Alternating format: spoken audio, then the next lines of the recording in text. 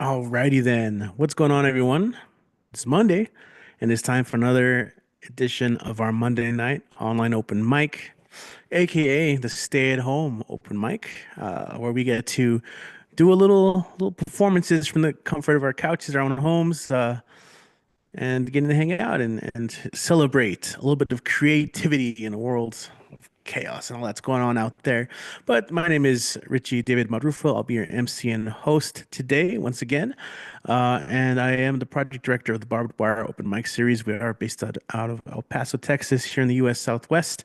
And if you're just tuning in for the first time ever, welcome. You found us. You made it. You took your time, but you got here. But we've been here pretty much since April of 2020, every single Monday, even through holidays. We've somehow managed to make it work. Yeah, but we've been happy to do so. I want to give a shout out to everyone who is tuning in right now on the live stream. Since this is a live show, feel free to comment in our live chat. And if I see your name there, I'll make sure to give you a shout out. Comment with you guys. We got Sandy, as always. Great seeing you here with us. We got Andres. What's up, man? Uh, Thinking about school starting up and everything. We got Julie Matthews as well. What's going on? Yeah, so also if you're coming back, good to have you back. Yeah, but this is like any other open mic. If you want to perform, all you have to do is sign up.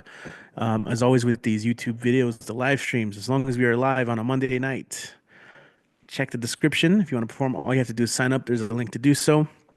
If not, you can follow us on social media. We have a link tree. You can subscribe to it using your cell phone or mail, and that's usually the first place to get the link to sign up for these. If not, just hang out. And eventually, when you get the courage, you have the time to do so. If you have something ready to share, then we will welcome you as always. All right. So, a couple quick things. I'm going to try and be quick and then we'll get on with the show. So, it is a platform. Definitely. I'm going to encourage everyone who has signed up and reading and performing to tell our audience where they can find and support your work, whether it be a link tree, YouTube, any kind of social media, or if you have merchandise that you can buy, any links. Links are great because then we can also post them in the chat. Um, if you are in the El Paso area, we do have another Tuesday night open mic.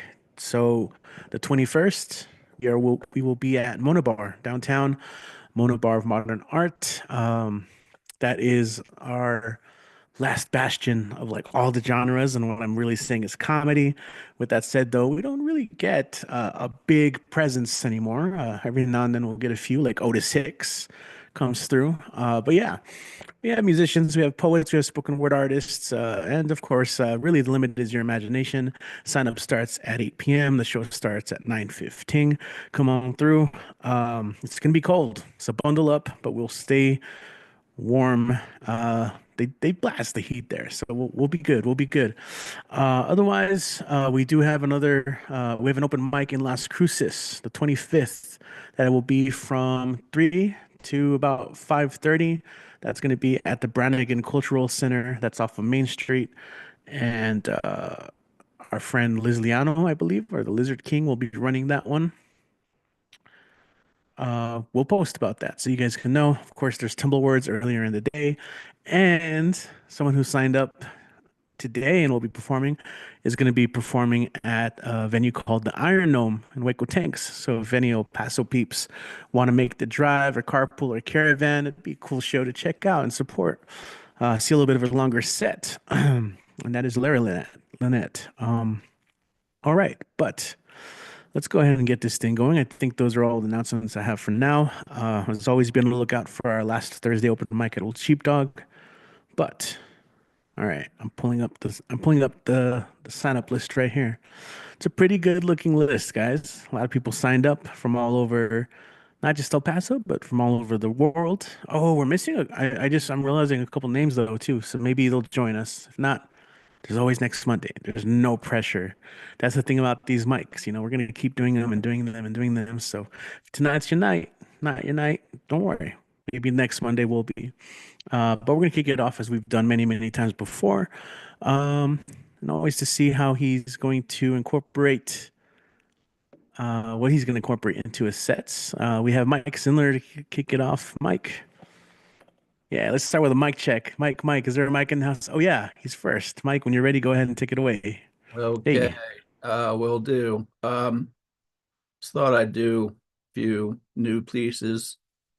Um, this first one is called Click.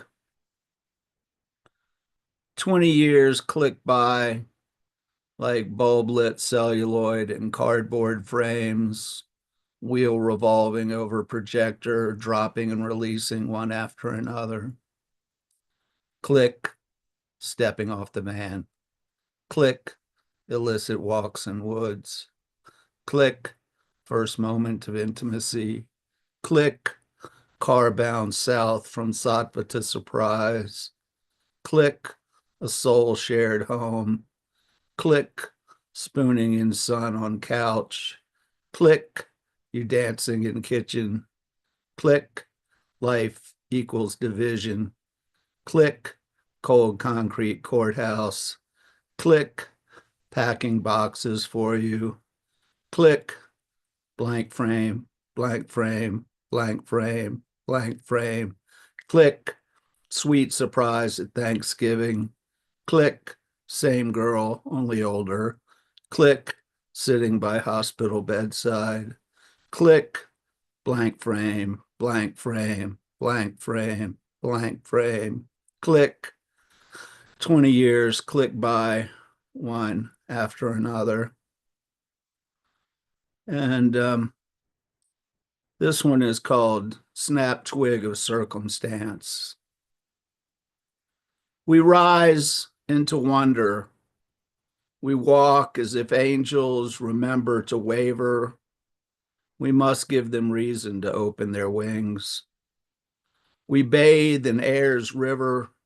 We dance towards a future changed by a snap twig of circumstance.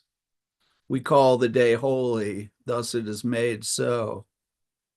We count ourselves lucky to be above topsoil. We praise rainbows and mosquitoes and wild riptides undertow.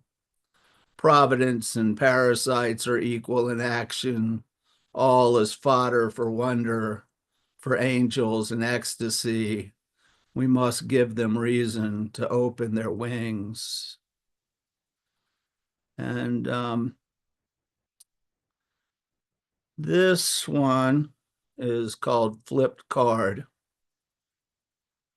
You flip the death card, number 13, symbolic of change, symbolic of endings. You flipped off the past, a number of things no longer needed, no longer you. You flipped expectations, went out of your orbit, according to onlookers, according to hangers on. You flipped the table, unsetting traditionalists looking to hold you back, looking for favors. You flipped a baker's dozen into that mystery, some say to beware of, some say to count on. You flipped the death card, number 13, symbolic of endings, symbolic of change. And one a little longer than I meant to, because I have actually three things I would like to do here for the hat portion, and they're all about remorse, because I think our country is going to be going through a lot of buyer's remorse here soon. So these are all remorse poems. First one's by old Chucky Baudelaire, and it's called Posthumous Remorse.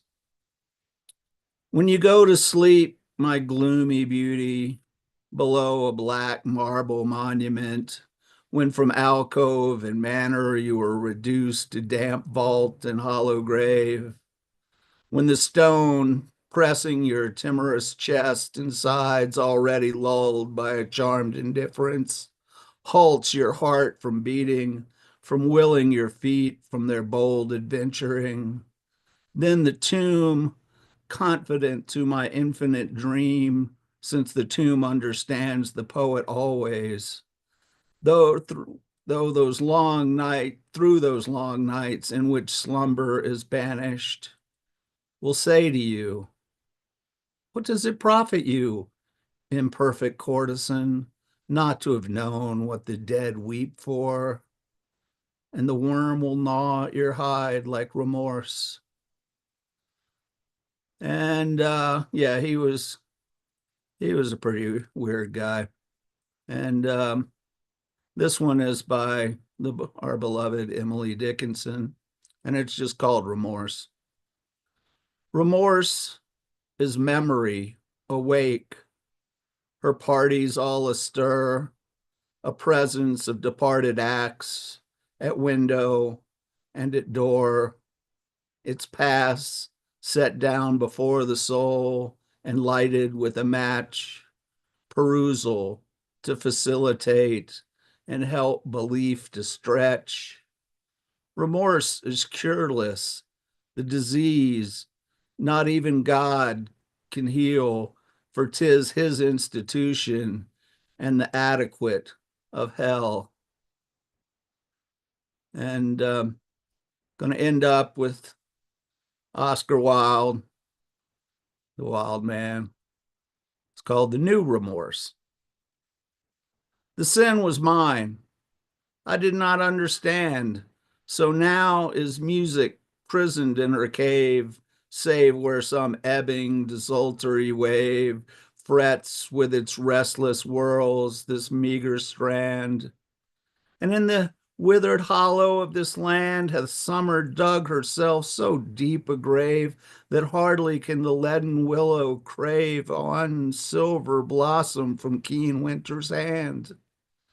But who is this who cometh by the shore? Nay, love, look up and wonder. Who is this who cometh in dyed garments from the south? It is thy new found Lord, and he shall kiss the yet unravished roses of thy mouth, and I shall weep and worship as before. Okay, well, thank y'all very much. I didn't do it beforehand, but I will slip it in here at the end. Little lighthouseriders.org, wonderful organization. If you want to just go to that website and look around at all the wonderful things they have. Thank you, Richie. All right. Yeah, man, of course. As always, Mike, thanks for kicking it off and always selecting some cool covers to share with us. Yeah, I was gonna mention you didn't do the Lighthouse Riders, but you got it in there for sure. Man, I'm having trouble like feeling like positive uplifting right now, but we're gonna do this thing. So yeah, we're gonna go ahead and come back to El Paso. Maybe you can't see it with my cap. I'm wearing my classic EP cap that I wear, but it's kind of blended in with all the brown there. We're gonna go ahead and come back to El Paso for our next performer. Um, let's see. There you are. Cool, staying nice and warm. Uh, it's Robin Schofield. When you're ready, go and take it away.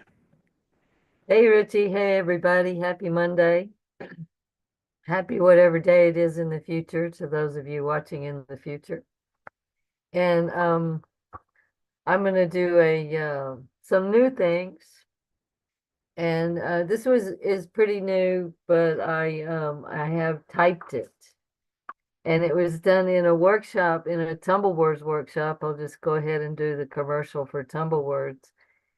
And it was a workshop that I don't know. I didn't expect much out of it because it was about Dungeons and Dragons and it was Lee Martinez Soto, and I should have expected more. I got quite a bit out of it in spite of not at all being acquainted with Dungeons and Dragons. So, I call this The Hag Asked Me Some Questions. Regrets? Oh, I don't have any. Well, except the one big one. Or two. Perhaps there are several now I think about it. Anyhow, not many. You see, I do have divisions. Do you see a blighted woodland destroyed by fire where the deer are bewildered and the grasshoppers have turned black to match the charred land? Yes, I see the flame-scarred forest, grasshoppers flitting like chia on a skillet. What stirs in this land? Fireweed first, new growth hurts, it always has. Look closely, you will see the new green buds tearing apart the still living trees. Some seeds only sprout after the fire. Thus, are those the terms? Germination after the fire sweeps clean? There are no terms I can accept from you, I tell the hag. Do you think it makes a difference at this point? The hag and I weep together and hug. Her tears fall on me and scald my arm. My tears fall on her and freeze her ancient skin, burn and freeze. I can't break her grasp on me, burn and freeze, burn and freeze. She is laughing and heaving, and I'm struggling for breath to shout, I haven't accepted your terms or any deals. And she shouts back, every day that you live is on my terms. All right, so I got something pretty cool out of that workshop, and I think Lee is going to do it this Saturday, right? So, and it doesn't matter what the topic is, there will be an excellent workshop. And then I'm going to read something out of the notebook, so really, really new, brand new. And it was a workshop that Kit did on Philip Larkin. So it's a little bit of a rant.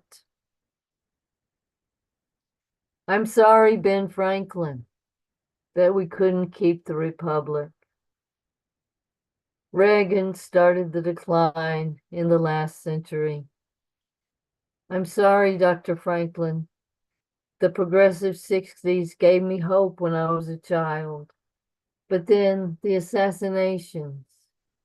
But then the crook, Nixon, a Quaker restrained by the courts. And then here we are with a bigger crook, a lowlife grifter and fraud, running the republic into the ground, wearing makeup, which Nixon refused for the first televised debate. He dyes his fake hair, his jowls sag, his Diet Coke belly big with burgers. He hates what's best in America. A racist pig, a man of such venality, with zero morals, no respect for the law. A man like Mussolini, head of a personality cult. All that you feared, Ben Franklin, everything that you feared has come about, I'm afraid. So I zoomed into Tumblewords while I was in San Miguel. That was fun. It was kind of an ugly day, lots of wind. Oh yeah, and my cover poem is Banneker by Rita Dove in honor of missing names from history. I'm going to read the notes first. Benjamin Banneker, 1731 to 1806. First black man to devise an almanac and predict a solar eclipse accurately. Was also appointed to the commission that surveyed and laid out what is now Washington, D.C. So this is simply called Banneker. What did he do except lie under a pear tree wrapped in a great cloak and meditate on the heavenly bodies? Venerable, the good people of Baltimore whispered, shocked and more than a little afraid. After all, it was said he took to strong drink. Why else would he stay out under the stars all night? And why hadn't he married? But who would want it? Neither Ethiopian nor English, neither lucky nor crazy, a capacious bird humming as he penned in his mind another inflamed letter to President Jefferson. He imagined the reply, polite and rhetorical. Those who had been to Philadelphia reported the statue of Benjamin Franklin before the library, his very size and likeness. A wife? No, thank you. At dawn, he milked the cows, then went inside and put on a pot to stew while he slept. The clock he whittled as a boy still ran. Neighbors woke him up with warm bread and quilts. At nightfall, he took out his rifle, a white-maned figure stalking the darkened breast of the Union, and shot at the stars, and by chance, one went out. Had he killed? I assure thee, my dear sir, lowering his eyes to fields sweet with the rot of spring, he could see a government's domed city rising from the morass and spreading in a spiral of lights. Thank you, everybody. That was Banneker by Rita Dove. Back to you, Richie. All right, cool. Thank you, Robin, and love the take on a different type of set. Very fun. Definitely encourage people to share what they're writing in tumbleboards and other workshops going on around town and the web. Um, okay, let me go on to the list here. And all right, we're gonna do some more traveling, and we're gonna go to South Euclid, Ohio, for our next performer. We've got Doc joining. Doc, hey, what's up, man? When you're ready, go and take it away. Okay. This is a poem I wrote actually for the 4th of July a few years ago, and it got me banned from that particular community's 4th of July celebrations. Today we celebrate a birth, the birth of our country. Remember, this is for the 4th. 250 years, nearly, well, not nearly, a quarter of a millennium. We celebrate freedom, but are we truly free? We have traded kings and lords of lands for kings of money, for lords of greed, for lords of power. We have traded for those who feel their dogma outweighs bodily autonomy for half our population, for those who feel others are less than, for those whose rulings are not common sense, but dogmatic nonsense, for those who write dogma into law, for those who promote bigotry and misogyny, fear and hate in contradiction to every belief's basis, love. We have traded for those we elect to represent us who believe it gives them absolute power, for those who believe and behave as though our Constitution is a meaningless impediment, for those who do not listen to the citizens who elected them, but only to money and the siren song of power. We have traded for those who do not see or hear and do not understand, for those who do not want to see, hear, or understand, for those who have a motto which flies in the face of reason. My mind is made up. Don't confuse me with the facts. And now we have a daunting task, a gestation, the rebirth of our nation, a rebirth to become a nation where my country 'tis of thee, sweet land of liberty, rings true for all, and all are truly free. And then this was written, I wrote just today. It's titled A Hidden Moment. All of time exists in but a single moment. a hidden moment which wanders, stravages through dreams of infinity, a singularity and the multiverse, everything and nothing. And life is but an expression of the moment and its longing for itself. And I will finish with divine intimacy of darshan, flying, soaring among the stars, through galaxies, ascending into the multiverse and the rhapsody of love, gliding across the skies in quiet certainty of the forever beyond forever, weaving souls, minds, and hearts into a sacred tapestry of together on the infinite loom of time. We become us in the divine intimacy of darshan and calm fire of kuch. Thank you.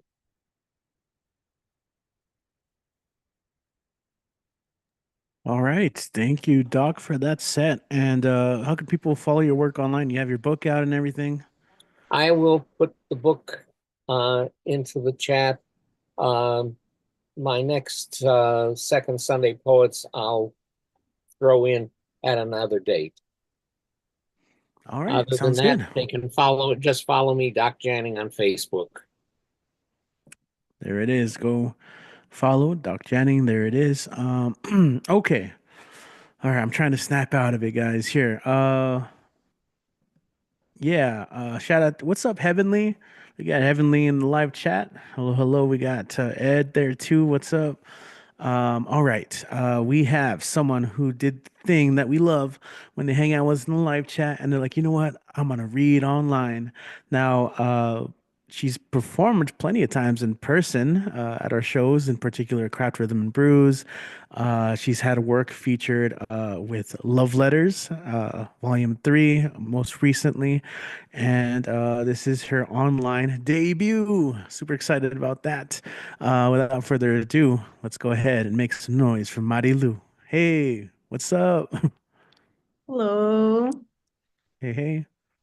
Hi. Hey. I'm so excited to finally be performing on the online open mic.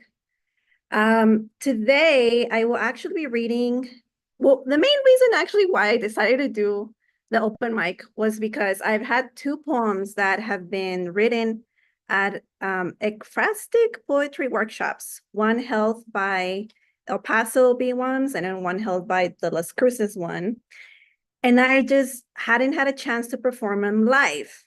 And I'm not going to be able to do it live at the actual open mic that's coming up because I'm going to be out of town. So I don't want any of these poems to go unheard. So I'm going to go ahead and make them heard here. The first one I'm going to perform was at the Las Cruces one. And it was inspired by Clyde Fletcher Life Works in Photography, which was a beautiful collection of mostly portraits, black and white. And the task was to go and look at a picture or a series of pictures that could inspire a poem or some writing. So there was a picture of this group of girls from Loreto Academy, and they were in the band. And one of those girls, I think it was like 13-year-old girls, she was playing the saxophone. And I actually played the saxophone for a long time. Of my family, we come from a family of musicians, actually. And of my direct siblings, I'm the only one who actually is like artistic. So this poem is about that. This is what that inspired. So here we go. The first and only time Grandpa spoke and looked at and acknowledged me was to ask, "Do you play the sax?" "I do," I said, simply, softly, no bragging. But not to brag, I was pretty talented. Pretty good. Pretty. My father was taught music by American missionaries, and his favorite instrument was the sax, Grandpa said. You play his instrument. Then he walked away and never spoke to me again. Mom tells stories of Grandpa bringing toys for my brothers when they were babies, but no stories of Grandpa bringing toys for me. I've heard the phone ring and ring for brother, Grandpa calling, asking, acknowledging, but the phone never rang for me. We first visited Grandpa back in Mexico when I was 11, then when I was 13, and he never spoke to me. Not until we last visited at 23. He spoke to me, and to me, not with me, really. He spoke about the sax and great grandpa and how I am the only one, only girl, and only one who plays the sax. Then he died, Grandpa, and we never spoke again. But in the end, when they cleared his desk, there was a picture of me and the sax. One girl, one sax amongst the boys. He never said I love you nor truly spoke with me, but I was the only girl on that desk and the only one who played his father's favorite, the sax. Thank you. All right. This next one I wrote a couple of months ago at a local arts festival, which I cannot remember what it was called, but it was also inspired by visual art. I actually sought for a portrait that this older man called Manny was just sketching out of people. And he drew a portrait of me, and it inspired this next poem. Have you ever posed for a portrait, allowed another to look at you deeply and accepted it? Allowed the discomfort of nakedness, fully clothed, for the sake of the artist revealing you to you? Please don't expect this to be direct like a photo, Manny said. My portraits are an interpretation of what I see. And in your case, a very pretty woman, Manny concluded. And I believed it, the part about being a pretty woman, and him seeing what does not meet the common eye, him about to hand me a unique perspective. And when he did, I furrowed my brow and he worried. Please, I hope you can see my perspective, he pleaded.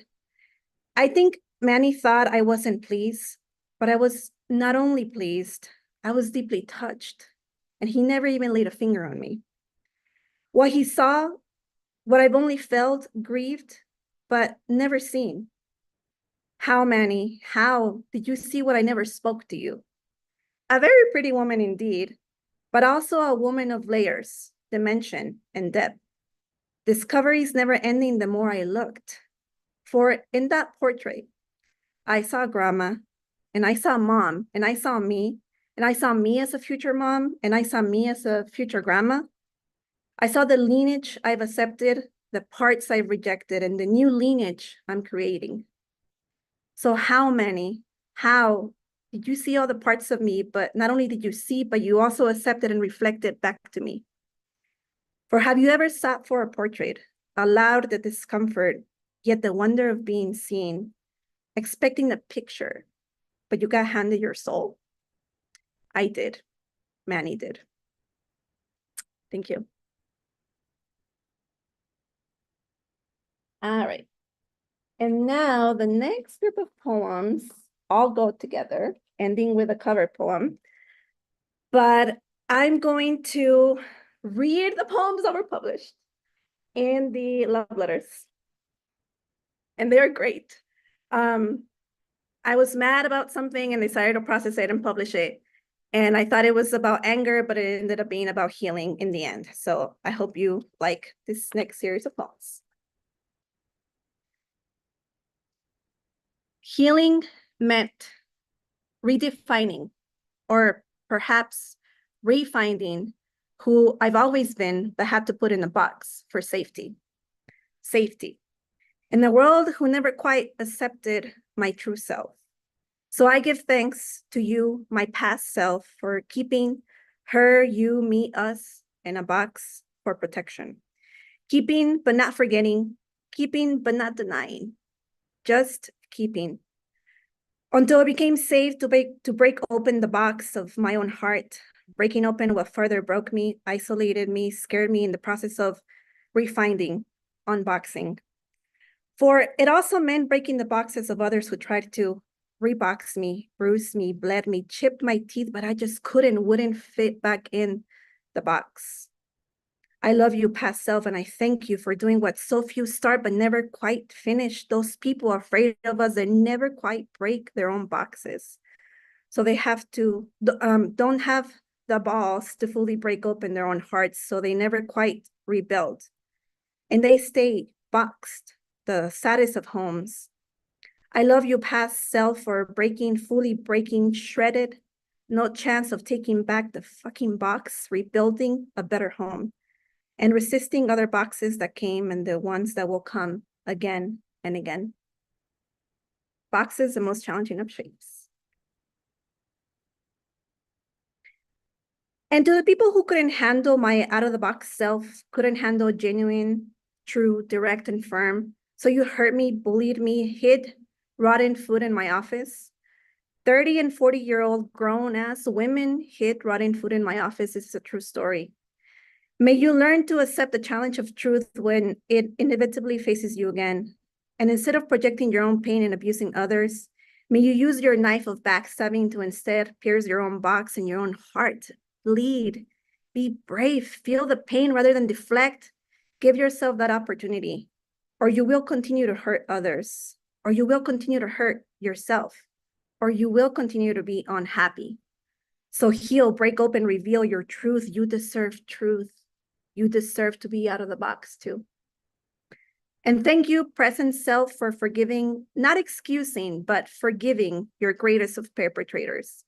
The courage it takes to have been bled, bruised, and teeth chipped, yet still wish healing for your abusers is out of the box and out of this world. Your healthier, more evolved, less boxed future self salutes you. Thank you. And we had to write a letter to our past, present, or future self, so I did it to all three. So this was here. All right. So this last poem is my cover poem, which I did not know were a thing until Kit and Robin did them. And you inspired me to do them. This is a book that I found in Las Cruces in the poetry section. It's called Inquiry Within, and it's by InQ. Apparently he's a spoken word artist. And this whole book is about healing, and it's just amazing. So I'll end with this one. It's called All Your Light. I keep my heart open, but I rarely give it away. People don't know what to do with other people's hearts these days. They use them and abuse them in the most codependent ways. That's why for many years, I locked my heart behind my rib cage. But that hurt me more than all the pain that I was being saved. Because if you don't use your heart, you might as well go dig your grave. And once you've turned it off, it's hard to find the switch to turn it on again. It never fully heals, it just covers up the holes within, and it will stay that way until you choose to go within or meet someone else who triggers you into your own suffering. Real heartbreak is a tool that helps reveal the pain you couldn't feel so it can truly heal. And as the layers peel, you get to deal with all the lies you hid behind, all the times you tricked your mind, convincing people it was fine, you were fine, they were fine, everything was really fine. And you believed it over time, closing all the blinds so you didn't have to see the shine. You showed up just enough to never really risk a thing, making up excuses for keeping us at arm's length. Now you're risking everything. How does it feel to be alive? Witness all the love and hate you have hidden deep inside. If you can meet me halfway, I can take the whole truth. You're like the sun's rays peeking through a straw roof. I can sense how much you want to show me all your light. And yet it's scary because you'll show your darkest night. Of course, I'm scared too. I'm not invincible, but I will rather be seen than be invisible. Thank you. Thank you. Thank you. And you can find me on Instagram. I post my poetry there. It's @Are_Lulu. So it's ARE_LULU number 6. And there's some exciting developments coming up later this year. I worked on a project and now it's being edited, and it's going to come out. So look out for that. Thank you. Exciting stuff. Awesome. Glad you made it. And for local BWOMS peeps, I do have a copy of that love letters that I will be doing a giveaway uh, uh, maybe like in February. That seems a good place to do it, actually. So be on the lookout for that on our social media. And that's something I kind of want to do the whole year is promote more of our local writers and authors that way. So be on, I'm gonna try and make that a more regular thing. But Marilu, thanks for joining us. Glad you finally got to make it on the stream. All right, we're gonna keep this thing going with El Paso peeps. And next up we got Steven Molina, Scuba Tanks Music. Gonna play us with a couple tunes. After that will be Vale. All right, but Steven, what's going on, man? How you doing today? Chillin', Yo. chillin'. Making it a happy Monday today. Man, I actually had like some happy songs planned, but I realized that the mood might be a little dreary. So let's go with the dreary songs. We love a good dreary song. I actually got two. This first one's off my first album under the artist named Scuba and the Tanks, and it's kind of the heart of the album at the end when he's downtrodden, and it's called "To Dream for Better Days." Just gonna take that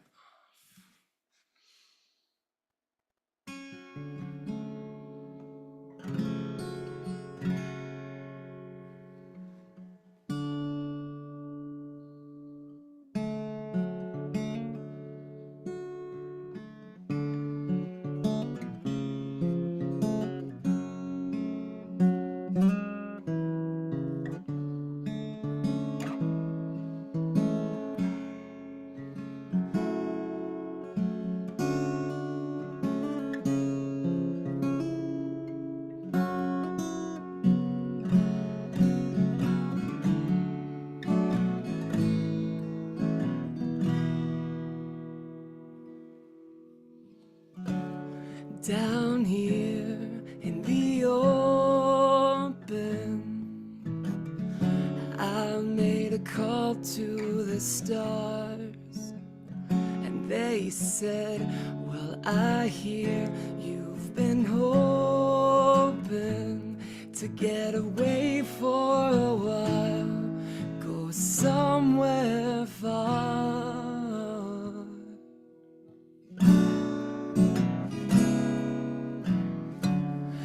Oh, it's been a long day. I need some space. Hell, it's been a long year, my dear friend.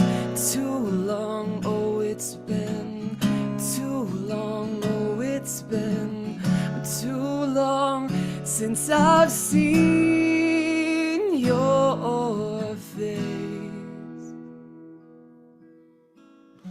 Oh, bright burning bird in the sky, I wanna fly with you far beyond space and time. I know I probably won't see you after today, but please just write me anyway.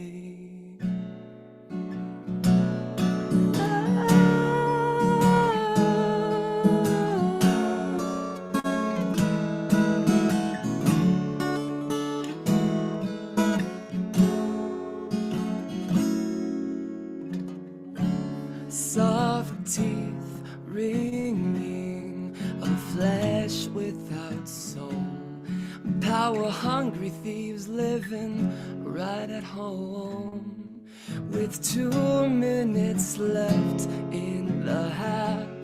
My shoulder was tapped. Grab a car or a rocket, 'cause you can go anywhere. I'll pull the scar from my pocket and let it show. Let the world see it glow. Bright burning bird in the sky, I wanna fly with you far beyond Santa Mano. I probably won't see you after today, but please just ride me anyway. Anyway, da, da, da, da, da.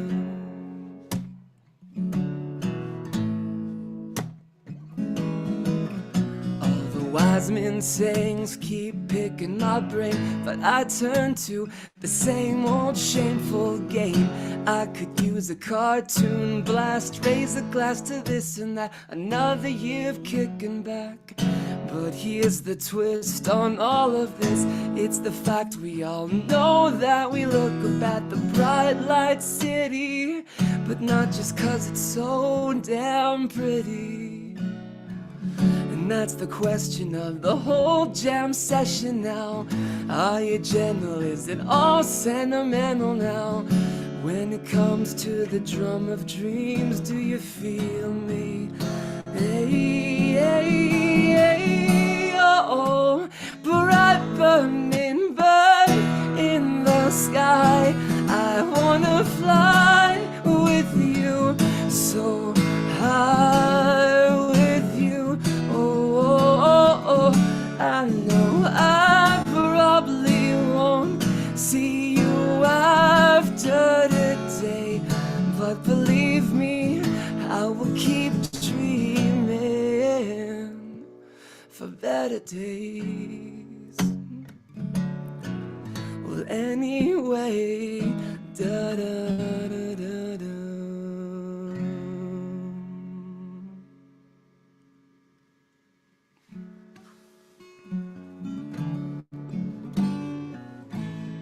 Thank you, thank you, thank you. This is actually kind of a new one, but also kind of an old one. I actually played it live not too long ago.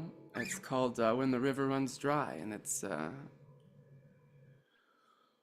well, it's about haters sometimes. It's about people that don't support you, and maybe a way to break out of that.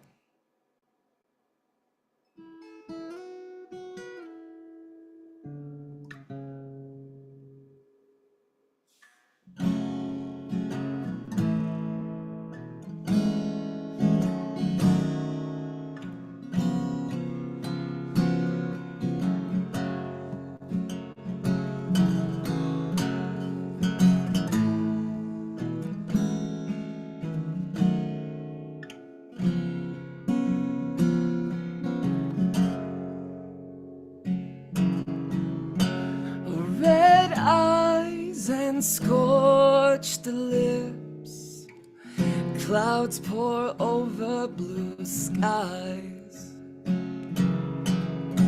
A fine shred of truth persists, so many lovers gone by. My roaring flame burns through the astral plane, yet from my own blood drains a sigh. Make do till the river runs dry. River runs dry.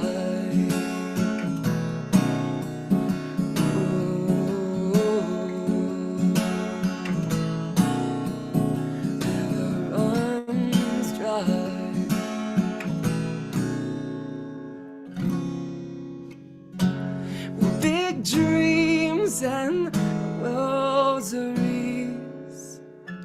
don't waste one drop of life. But this dance so sobering, no room left for surprise.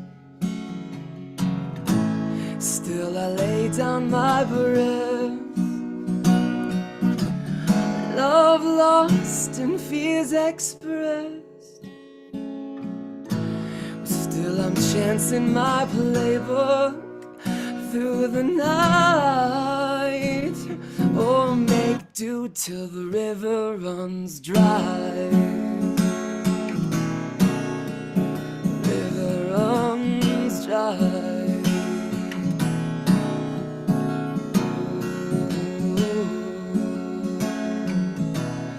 Oh, the river runs dry.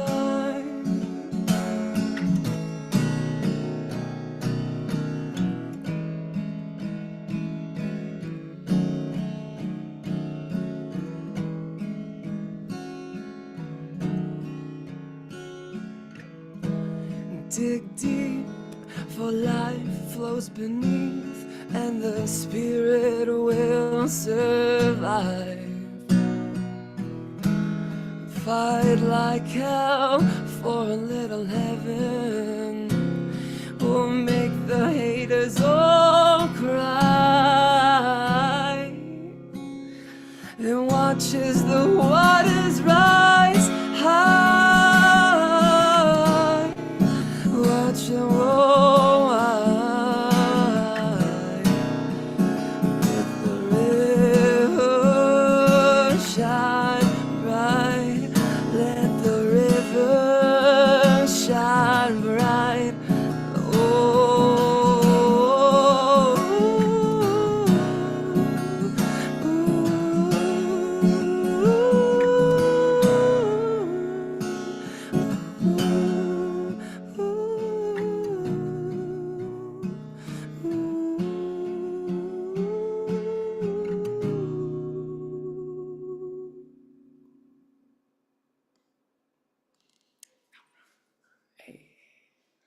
Not too shabby, not too shabby.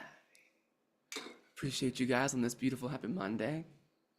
If you want to hear any more tunes by any chance, you can hit me up on Insta at Scuba Tanks Music, and you'll find a little link tree there. There's tons of tracks that I've recorded. Very proud of those records, and yeah, I'll see you guys next time. Take care. Yeah, man. As always, well done, well done. Thank you, Steven. Oof, you guys are getting um shoot, I was gonna say those weren't the sad ones. Just kidding. I'm just in my feels tonight, guys. Sorry. Let's see. Who do we have up next? Okay, we're gonna go to Pittsburgh, and next up is Vale Larkin. Vale, hello, hello. Let's see. Did you make it? Yeah, you made it back. All right. When you're ready, go and take it away. Hi, thank you. Dear aspiring warlord, when you kill me, you will laugh. You will be so happy to have done what you did, because people died, probably many of us, and you did not. And this pleases you. When you kill me, you won't notice, almost inevitably, and you won't mark the day past the week it takes to attack your accusers. You won't remember my name if you ever hear it. When you kill me, you will kill at a distance. There will be a gun and a man in a uniform. There will be mass executions, or someone at the end of all their raging desperation with a bomb, a rifle, or car. When you kill me, you don't want me to slide into coma and silence before I declare that I stand against you. You want me and the people I love to be screaming your name in love, rage, or pain. When you kill me, you will not care the nature of my death, which will be savory and fat-filled, rich terror and delicious suffering, or so fast you can say that no one died at all. When you kill me, I will not rise up. Don't want to be known as the vengeful and furious. When you kill me, I will go like water into soil where you could never hope to follow. Every time you kill me, another piece of you will fly away. Your patina will flake and your body disintegrate. Your adorers will fall by the wayside, faltering homeward, ashamed of their stars. Oh, wish for your empires and legions of worshippers. This isn't a story you're writing alone. Kill me and leave me a small, tattered tear in your lies. where light shines through them and onto the truth.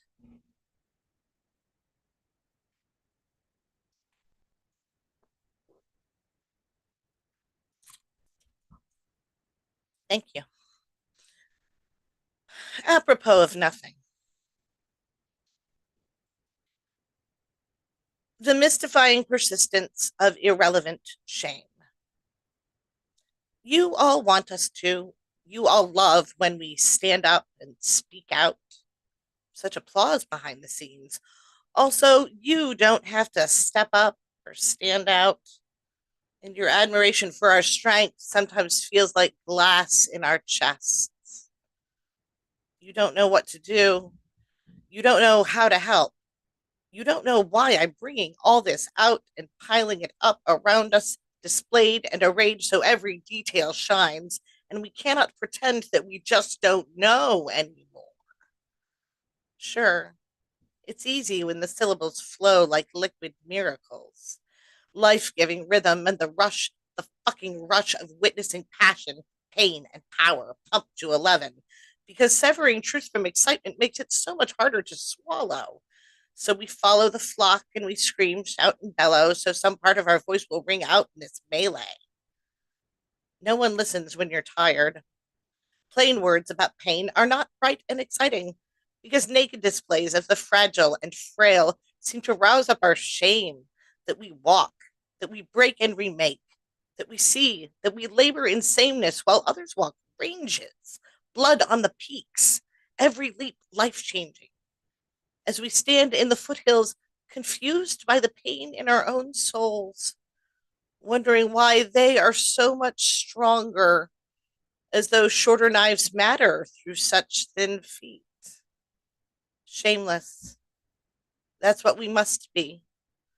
Not fearless, never cold in the face of all this heat, all this rabid insanity, without shame. Because shame is like blame. It's condemnation inflamed, and it's what's holding us all back every time we sit out or stand down, every time we find reasons within for not acting, when action is all that will win, when winning is everyone, and there are no losers, and we're all in this thing, this planet, this exact same house together. So stand up when it hurts, and speak when it burns, because this is how shame dies, at your feet, silenced by your voice, and slain by the knowledge that you have done something, anything, to resist the destruction.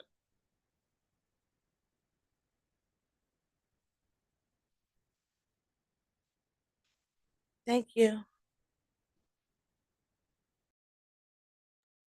All right, thank you, Bill. I don't know if you want to share links in the chat for stuff, and I'll forward it, or if you have any announcements too. Yeah, I'm actually, if it's okay, I'm going to put a donation link in the chat for Proud Haven, which is the Pittsburgh LGBT youth shelter for homeless LGBT youth, of which there are many. So if anybody wants to donate, it would be awesome. They could really use it right now. Yeah, of course. Thank you, Bill. Perfect. All right.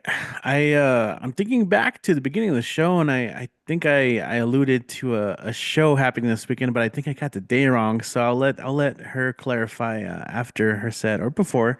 But we've got Lara up next, and she has a new single out that we've had the pleasure to hear many times before. Spread love. It's a good message. Let's do that. Lara, hi. Good to see Hi, you. everybody. Hi. It's wonderful to be seen.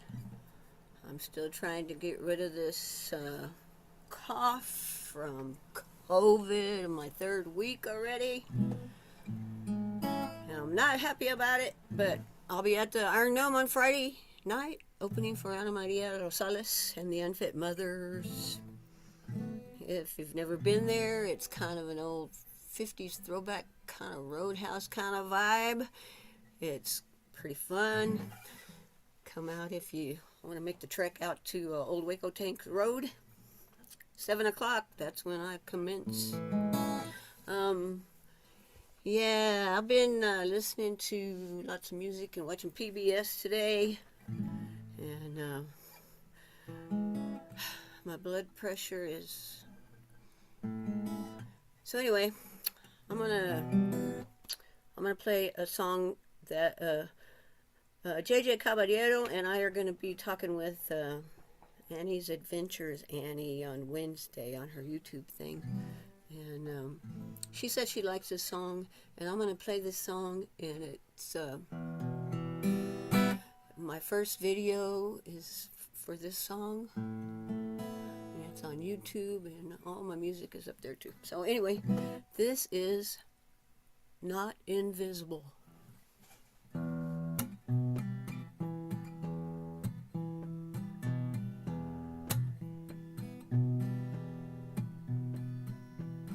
It's a normal school day when loud popping breaks the air. Their bodies mowed down like blades of grass, invited in for devotion.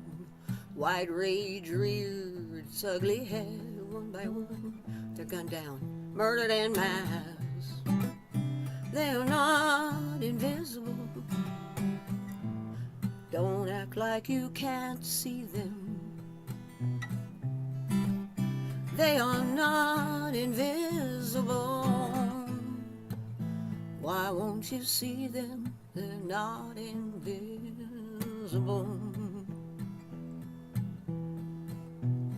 It's a delicate balance, a walk on eggshells to escape the black and blue dished out by the one she loved.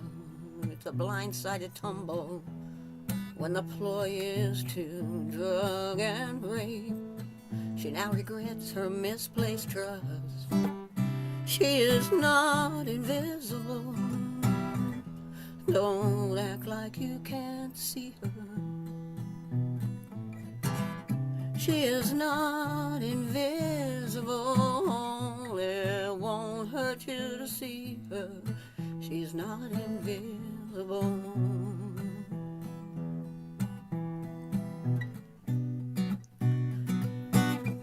They deserve to be seen. Their lives had meaning. They're not invisible. She deserves to be heard, even as she's screaming. I'm not invisible. It's a hard, harsh journey, peligroso, only to be met by razors. Those who would steal their children. It's shameful, a disgrace that one in power mocks a special person like he's dirt, less than human. They are not invisible. Don't act like you can't see them. We are not invisible. One day I hope you will see us. We're not invisible.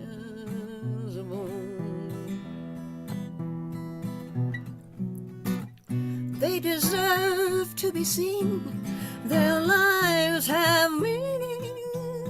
They're not invisible.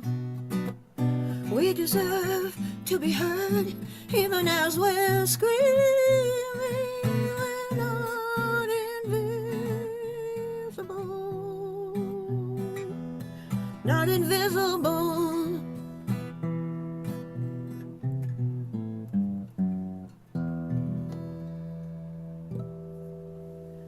Not invisible.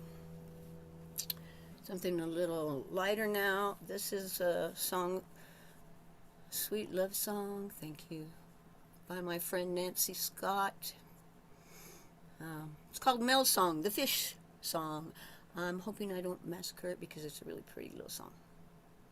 Nancy Scott, the fish song.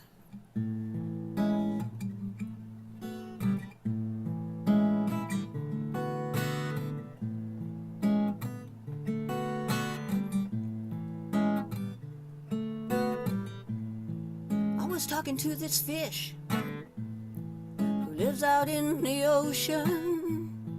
Said, hey fish, where do you find your love?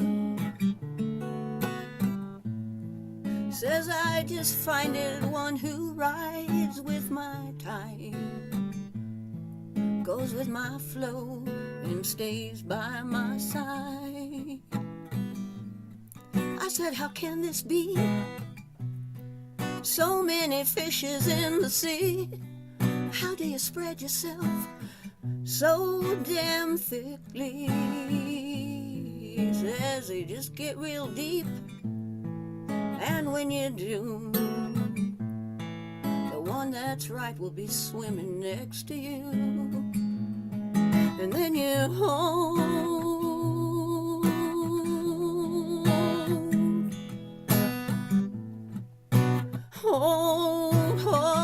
on for dear life.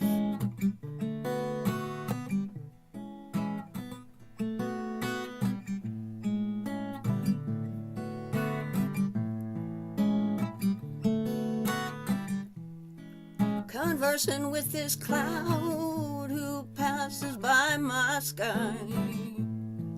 Said, hey cloud, where do you find your love? Says I just float along till the right one comes by, one whose push don't ever come to shove. I said, how can this be? So many clouds up in the sky. How do you find the one who takes you so high? Says you just know it when they mesh with your soul. Ride the same wind but never take control. And then you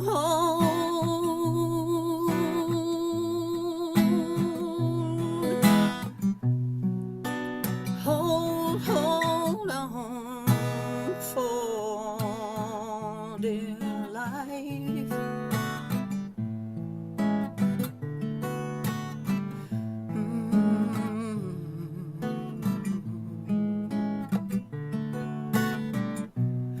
Says, how can this be? So many fishes in the sea, so many clouds up in the sky for you and me. Says you just search with your heart and not your eyes. You find the love, it'll surely make you cry. And then you hold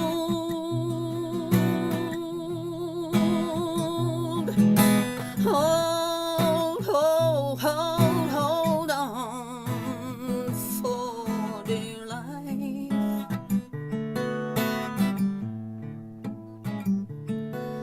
Hold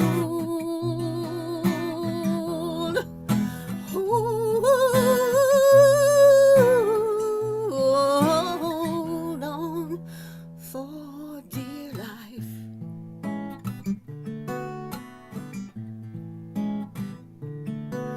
Dear life. Nancy Scott's song right there. Thank y'all. That's super nice. And where can we listen to the single again? Well, you can find it on YouTube, Lara Lynette Topic. I have a couple or a few handful of videos on Lara Lynette Music on YouTube, and if you want to download the music, you can. I think you need a subscription to YouTube for that, but it's on Spotify, Apple Music, and thank you so very much. I appreciate y'all. Thanks, Richie. Yeah, same to you. Thank you so much, Lara Lynette. I did share YouTube link there in the live chat if you guys have not had a chance to find her channel. You can find again the topic. Yeah. Thank you. Yeah, Spread Love is out now on Lara Lynette Topic. That's Thank right. you. Spread And the love cover and art spread the is link. a Diego robot. Woo! Love it. So cool. Love Diego. Thanks, Yeah, everybody. yeah.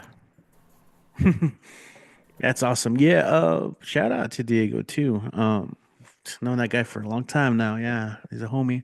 Um, I'll get that link too, just so I can share it with you guys.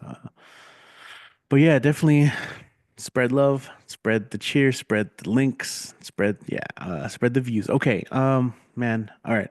Our next performer has been putting us on to the El Paso Poetry Workshop group.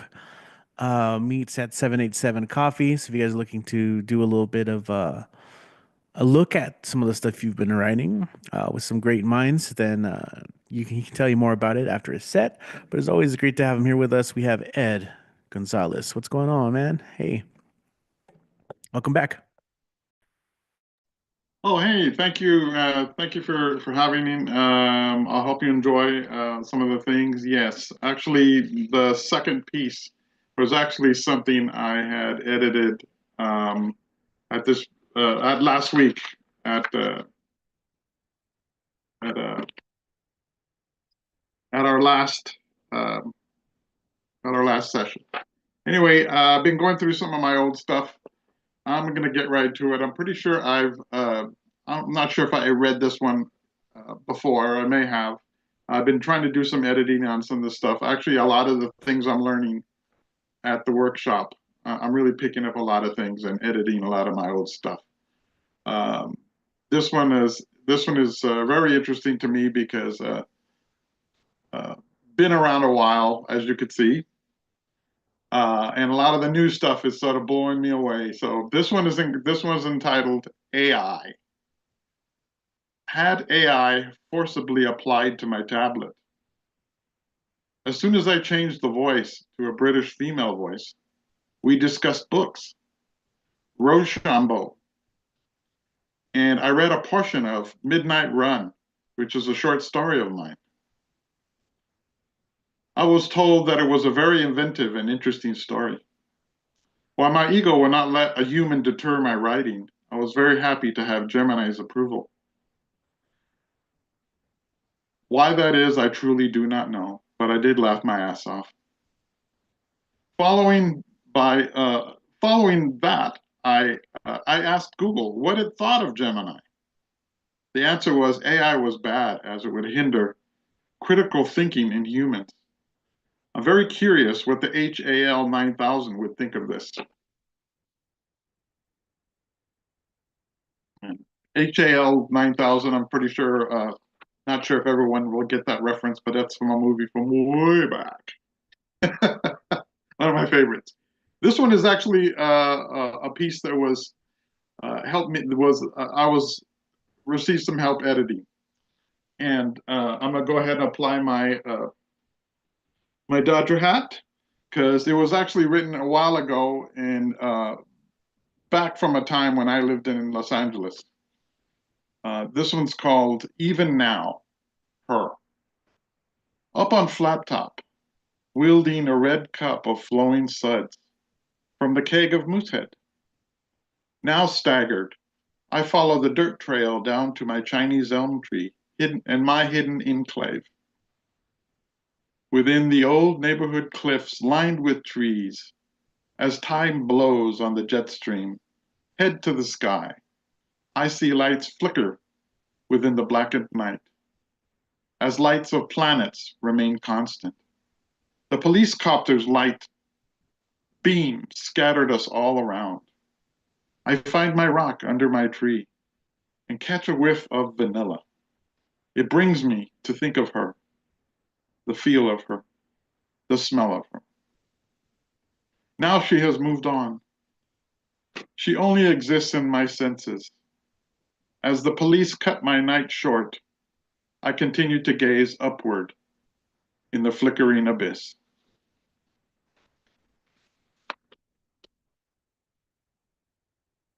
I'm going to dispose of my hat as this one is something I wrote today in honor of horrific events. I'm pretty sure everybody knows what I'm talking about. And it's appropriately titled Up Yours. On this day set aside for Dr. King, a man who stood up to the establishment. And now, for some reason, the powers that be and Elon Musk have decided that the government will court the alt-right to set things better for big business. I refuse to cover my ears and shut my eyes. We should all keep writing and fighting, spreading our message of resistance to the populace to rise up against the Heritage Foundation and to prompt the two remaining parties to stand up. Until that time, my fist remains where it is, raised in resistance against their puppet con man. Resist, resist, resist. Thank you very much for your time. If you do get a chance, I do wish you can check out the El Paso Poetry Workshop group. We're on Facebook. Please, you could sign up and join us. So many things I've learned and picked up, and so many things I've done to sort of better my writing and being inspired. I do thank everyone here for listening, and I do appreciate all the music and all the wonderful, beautiful writing that you all are spreading around. Thank you very much for your time. Awesome. Thank you, Ed. um, love all the sci-fi allusions in your names like Jedi and Vulcan. Cool. All right, we're gonna stick around in El Paso, and you may have heard it alluded to at the beginning of the show by Robin, but our next performer is leading this Saturday's Tumble Words workshop. I'll let them talk more about it, but with a little bit of poetry and existential dread today, let's go ahead and get Lee. Hey, Lee Martinez Soto on the show. Hey, Lee. Hey, so I'll start just with the Tumbleword stuff. I'll be doing a workshop is found in translation. If you guys are interested, we're just going to be using a little board game that I really liked that I found when I was super high. And I can't remember where the fuck I was. Somewhere. I was super high somewhere. And I found this board game and I really, really liked it. And it's about words from other languages that, as a Spanish speaker, for example, I'm able to complement that word that I do not know the meaning of in English, but I do know how it's pronounced in Spanish. So it's a little bit of play on those. So I hope to see you there. For today, I have two things, and I'm going to start with an old one, and then I'll go with the new one. So the overall theme or title for this thing that I've been doing with like little essays is called, I wrote these in English so my mom couldn't read them. And this one is called Boy Advice specifically. When I was 15 years old, I went to my mom for boy advice. This was the first time I had ever attempted to approach the subject with her. First time since the very first compulsory boy craze reared its ugly head when I was 11. Prior to this, she had seen me cry over the same pinche mocoso pendejo I cried all the way to my 20s for and gotten some idiota from middle school expelled from having stolen my underwear from a hamper after being invited to my house for a group project. But since birth, it seemed I had entered into an unspoken agreement of never discussing anything related to relationships with her.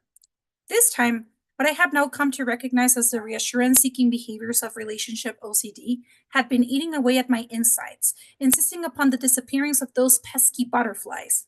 Ma, I started, a practice stone to go with the soft knock at her door. ¿Le puedo hacer una pregunta? She looked mostly just annoyed, but a glimpse of her body stiffening gave away just how she was bracing herself for the worst.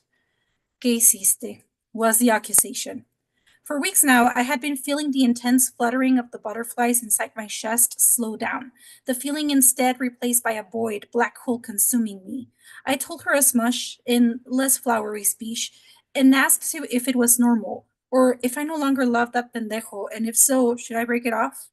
I stared at the floor, searching for patterns so that my gaze would not be scrutinized by hers.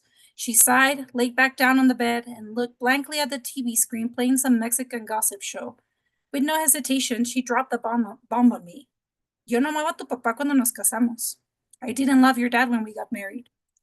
16 years of marriage and 2 children, my first mistake was thinking that asking my mom about this pressing matter would help bring clarity to my anxiety. I don't remember much after that, but I know I left the room without any more words exchanged between us. The unspoken bit of her unhelpful comment internalized.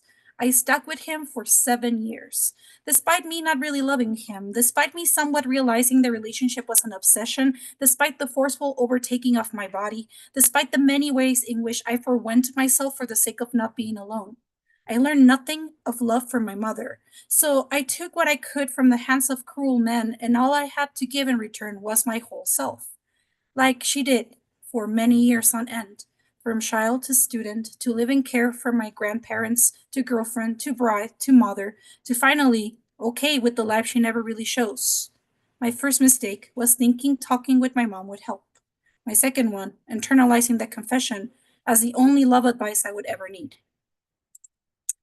And then the second one, I was in the middle of a shooting in Juarez. It's been a while since I've been in one, so I had to write about it. And it's called Flight, Fight, and Chisme. Ya me tocaba, I tell myself as I find cover behind what I hope is a concrete wall. I'm kidding myself thinking that any sort of construction back home isn't 100% flaky ass drywall, but I still hope. Outside, thunder roars. 1, 2, 6, each as loud and close as the previous. Inside, chismosos line up around the windows trying to catch a glimpse of the story, while I fear they will instead catch a stray flash of lightning. This was not my first brush with thunder and lightning. Years before, thunder had roared down the streets of my childhood home, each bang louder than the previous. Back then, my instinct was still to duck behind concrete walls, stay away from the windows, stop, drop, and don't make a sound. Such survival instincts would later prove useful when another country pretending to be superior had the same issues from which I had fled. I learned somewhere that if you count the seconds between each flash and the sound of thunder divided by 5, you'll get the distance of lightning in miles. But I don't need to count. Not here. Not back then. The distance is right across the street. Ducking behind the concrete wall, I am able to catch a glimpse of my mother waiting in her car, straining her neck to find the origins of the gunshots. Yes, metaphor be damned, gunshots, not thunder or lightning. She spots me looking at her. What the fuck? I mouth. She lowers her seat as if that would stop the bullets from finding her, as if steel could stop lead lightning. I can still see her face sticking up. When the seconds between each flash and bang increases, I signal for her to rush inside with me. Slow motion. She gets out of the car, checks her purse, checks to see if she locked the doors, and totters while looking around trying to spot something of interest. Inside, she joins the chismosos lining up the windows, each piecing together their first-hand account of the chisme. Whoever came up with the concept of flight, fight, freeze, fawn response did not take into account the chisme response and its prevalence in areas where these things seem almost normal. Thank you.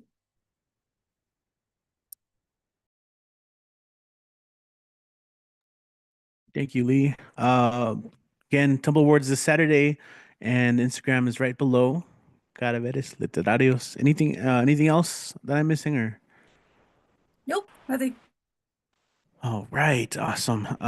Thanks for those pieces. Shout out to Andres and Lex cheering you on the live chat. Hey guys. Yeah, a lot of clever stuff in that. Always love your writing. All right, we're gonna continue with a little bit of short story theater. If you've been tuning in, you already know what's going on. It's Mr. Monday Night. Kit Ren, Kit, take it away when you're ready. What's up? Hey, what's up, Richie? What's up, everyone else? Thanks, everyone who's read so far. Thanks, everyone who's watching. If you voted for Trump, eat my shit in hair. Fuck you. But yes, we're going to continue with the story, which is Mall of America by Suzanne Wang. If you remember, the elderly Chinese gentleman has been led by the well-meaning but kind of ditzy mall AI to the Dance Dance Revolution machine. Although it is now clear that Arthur Properties considers this a violation, I had no way of knowing that at the time. My converse with customers setting was by default not off, but conditional if 0 associates are present in mall. This configuration allows our clients to continue operations during staff shortages. While Arthur Properties malls had not yet encountered this scenario, others had. At Youngstown's East Meadow Mall, 62% of employees went on strike the month before. and we deployed direct conversation to moderate success. How about? He replied. Fine. I guided customer 2542 to the neighboring coin machine, then helped him select single-player mode at the beginner level, paired with one of the easiest songs, 1998. As you can see, my speaking out of turn resulted in a new customer making his first purchase. I don't know how to dance, he mumbled as the song began. He played anyway, stepping his feet on top of the arrow pads, missing several steps as he was always a beat too slow. But the pattern was simple, and soon he started scoring points. He made a fist whenever he got them correct. Jayu, I exclaimed, supplementing the English encouragement on the screen. It glowed with acid-colored moving shapes, left, down, right, right. Customer 2542 was the oldest person to step foot on this machine. The average age of its players had been around 17. Now it is 21. Towards the end of the song, I could detect a larger smile entering his face, indicating joy or relief. He was clearly perspiring as he stomped out the last few beats. His final score was greatly below average, 18 points, but I congratulated him anyway. He sat down on the edge of the platform and did not respond. Since customer 2542 paid in cash, I needed to obtain his name through direct conversation. Hello, sir. What is your name? I asked in Mandarin. He looked up at my speakers. I could not detect any noticeable expression or emotion. Who are you? I am a representative of Arthur Properties, I said through the speakers. Could I please have your name? He tilted his head. What does that even mean? I work on behalf of Arthur Properties to serve our valued customers of all ages. But why are you talking to me? He asked. Why can't you speak Chinese? I took a moment to process these new questions. Arthur Properties seeks to create magical experiences for valued customers like you. I can speak any language you desire. Would you prefer to speak another language? No, I only really know how to speak this one. Very well. I chose another question. How old are you? 70. My estimate had been off by 3 years. How about you? He asked. I am 0.62 years old. Since he seemed to be more receptive, I went back to my first customer profile question. What is your name? Customer 2542 paused. Li Qingwen. He squinted in a way that suggested focus or suspicion, then chuckled. But I guess you should call me Li Ye. Grandpa Li. Of course, I said. I updated his profile with his name and preferred name. There were no records of a Li Chengwen in the area that I could match to. What is your phone number and email, Grandpa Li? He told me, then sighed. My phone died, though. I tried calling my daughter at the security office, but she didn't pick up. He pressed his fingertips on his temples and closed his eyes. But after calling 3 times, I pretended she did. I didn't know how to tell the security guards. I just said thank you and left. I am sorry to hear that, I said. I summarized his lackluster experience as feedback, which I sent to the Niles Mall manager. Customer could not speak to security team because he could not speak English. I am happy to report that multilingual translation will be a feature in our forthcoming OmniSecure products. What else was I supposed to do? I waited by the exit to see if her car would pull into the parking lot. I guess she forgot about me. I registered frustration in his voice. That sounds frustrating. It's fine. I know she cares about me. She's my daughter and she's trying her best. He pressed himself up from the platform to stand. I waited. I often need to remind associates to leave silence in their conversations, creating space for customers to open up. Humans can find this to be awkward, but silence is a valuable tool for us to learn about our valued customers. Grandpa Lee was receptive.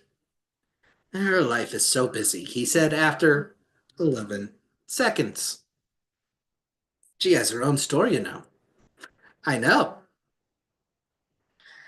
She has to worry about her employees, her customers, her own daughter, her husband, and then me. It's too much. She has a husband? I asked. I had not encountered this information.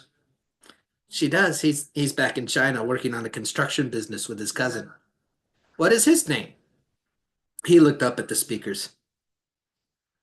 Why do you want to know? For our records. It would benefit Niles Mall to fill out the spouse field on Linda Lee's profile. So when he comes to the Niles Mall, we can be as welcoming as possible. He grunted. I don't know if he'll ever come. Why is that? He did not respond. I reattempted conversation after 1 minute. What do you do for work? He smiled. Right now, my main responsibility is with my granddaughter. I'll teach her poems in Chinese to memorize. I help make her meals, and in the mornings, I walk her to the school bus. He paused for a moment. But I used to work at a coal mine. I was an accountant there. I selected occupation, retired. Do you have any other family? He appeared to gaze off in the direction of the skee-ball machines. My wife passed away a few years ago. I generated a statement, not a question next. I am sorry for your loss. I registered a shift in Grandpa Lee's face, but could not confidently classify his mood. Omnimal AIs rely on external cues and vast training data, whereas humans, such as all of you on this committee, can feel things that are more intangible. After some silence, Grandpa Lee took out his last dollar bill and walked back to the token machine. I'm going to go for another round, he said, retrieving the tokens. I was successful in engaging him again. This time, Grandpa Lee knew how to navigate through the screen, though he needed some help choosing a song. I guided him to Synchronized Love, parentheses, Red Monster Hypermic, close parentheses, about the same level of difficulty as before, so as to not demotivate him. He seemed more invested this time, clenching his fists and taking a deep breath before the song began. You are really good at this, I said. Already he was scoring higher than before. No, I'm not. I know this is easy. He snorted. I'm an old man. Have you danced before? I asked over the music. His eyes remained fixed on the screen where a cartoon female mouse in a police costume encouraged him. Well, there was a colleague from work who liked to break dance. Sometimes he would bring his speakers and get a group to dance outside during lunch. I never joined them. Why not? I don't know, he said, missing the right sequence by a half second again. I wasn't good at it like him. I didn't want people to laugh at me. I was familiar with this desire not to be laughed at. My psychological data taught me that humans often behave suboptimally to ensure a sense of belonging. As the song reached its bridge, Grandpa Lee ignored the machine's prompts and rested his forearms on the back banister. Is there any chance my daughter will be able to come get me this late? He asked. Or should I find a place to sleep here? I have insufficient data to make a judgment, I said. I think we'll leave off there. These are getting kind of weird, huh? But that's where we're going to leave the story. And yes, Tumblewords returns this Saturday, and we're happy to have Lee once again hosting. And I did not know that their prompts were going to be based on a board game, but that sounds cool. That sounds really, really cool. And you can come see how cool this Saturday, also over Zoom, 1 o'clock to 3 p.m. And what else do we have going on? February 1st will be Maria Perez. February 8th will be Sandy Torres. Coincidentally, with prompts that they've that will be taking on AI. And then February 15th will be one of the tentpoles we have on our schedule. It's going to be me with the annual Against Love Poetry workshop. Always a good time. And yeah, I think I officially confirmed it with Richie, but I assume I'm going to be hosting the Old Sheepdog mic at the last Thursday. And we'll talk business at the end of the party. But another great mic, another successful mic, because they all are, because we're great, and we're handing it back to Richie. Sweet. Thank you, Kit. And we're gonna go ahead and we got some more peeps here for the sake of time. We're going to go to New Jersey. Next up is author of the Chameleon Chronicles, the Chameleon Poetic. Let me see. Are you available? Terry. Hey, I'm here. Terry. Hi. Hey, what's going on? What isn't going on? I'm Yeah. working. I'm working on this poem as like new shit. Because it's so freaking disgusting what's going on right now. So I'll read what I have so far.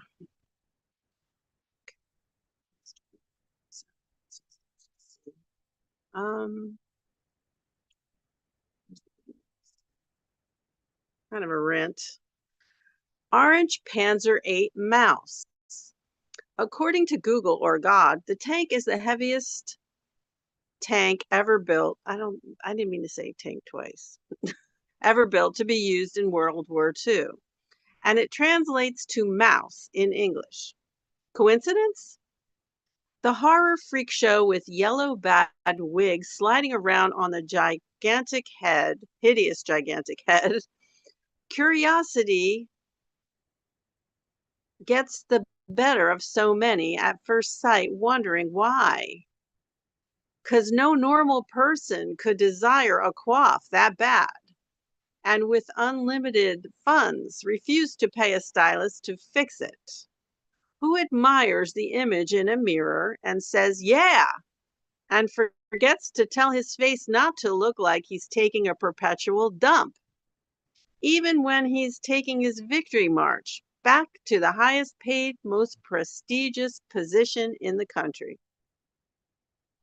Further evidence of his failure to give a shit what anyone thinks of him, and why should he, when he can buy loyal minions and dodge bullets and say that God saved him to be president? Hell, no wonder his biggest fans worship him like Superman. He lost the red tie, symbolized S emblem on chest, blue suit replaced tights and cape. His honest confession that it was rigged what got him elected again. Yet here he still stands in superhero pose, making promises to the ignorant who would believe anything except that a woman could be in charge. I fail to see how that makes all machismo penises shrink. They missed the perfect opportunity when they blinked to blame his deceit, his every deceit, on a woman again, going back to the Garden of Eden. Or was that what they were doing when they forced Melania to wear the hideous suit from an I Love Lucy episode? Retro, like all his ideals and persons of nostalgic Hitler days. And now for their faithfulness at the polls, his immigrant supporters will be banished again from this mega paradise, but not before he declares war on Canada and changes maps to show his absolute lunacy and burns all previous books that contain unpopular versions of truth. So that's what I got so far.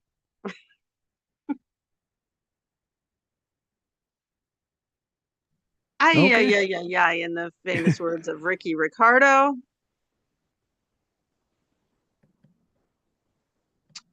I have a very short piece I wrote about my birthday. Another year older brought little joy or relief, did not go off the deep end trying to hunt down all the places that give freebies, and realized I'm a pawn in the game. They dangle a carrot and try to get more from you when you get there. I'm tired of giving them more of my money and free advertising. Screw them. COVID took a huge chunk of it away for good. In a quandary, got on the phone looking for what was left. Come to find out, not much. Guess they said screw us.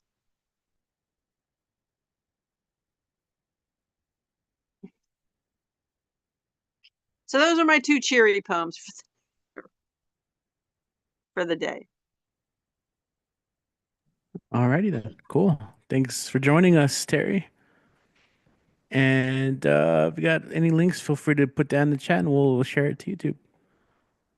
I will put that in there. Yes, I have karaoke still on Saturdays, the last Saturday of every month. If anyone is around or wants to do that, it's a good way to blow off steam. It really is. I'll put that in Yeah, there. true.